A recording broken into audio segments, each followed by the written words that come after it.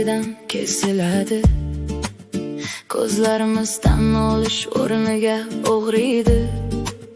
Har bir jim daqiqada yangi g'isht o'sadi.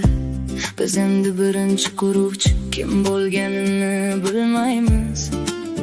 Qo'lingizga yetish uchun atigi 2 qadam kerak bo'ladi. Ammo oramizdagi sukunat allaqachon chuqurroq. O'zimizni o'rab olgan devorlarimiz baland. Biz tuman ichida adashib qoldik.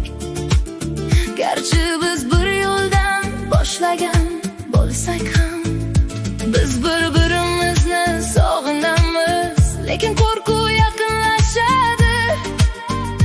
Hali ham umid bormi yoki xayrlashuv shamol esyaptimi? Quyosh chiqquncha qolib kurashishimiz kerakmi? Yoki og'ir yuraklar bilan bir-birimizni qo'yib yuborishimiz kerakmi? Men sizning yuzingizni va aytgan har bir yumshoq so'zingizni bilaman. Ammo mag'rurligimiz ortida ruh sinadi. Biz magnit kabi o'zimizni tortamiz, lekin olov qaytaradi. Ko'rinmas soya bizni uzoqlarga haydaydi. Vaqt barcha yaralarni davolaydi deyshadi. Ammo oramizdagi masofa bizni tobora ko'proq karaxt qiladi. Men oramizda qurilgan narsani buzmoqchiman. Men go'zallashtirilmagan narsani ko'rmoqchiman. Bitta harakat, bitta samimiy so'z qorni eritish uchun yetarlimi?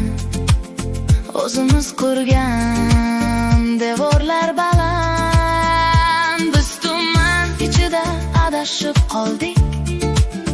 Garchi biz bir yo'ldan boshlagan bo'lsak ham, biz bir-birimizni sog'inamiz, lekin qo'rquv yaqinlashib kelmoqda. Hali ham umid bormi yoki xayrlashuv shamol esyaptimi? Quyosh chiqquncha kurashib qolamizmi?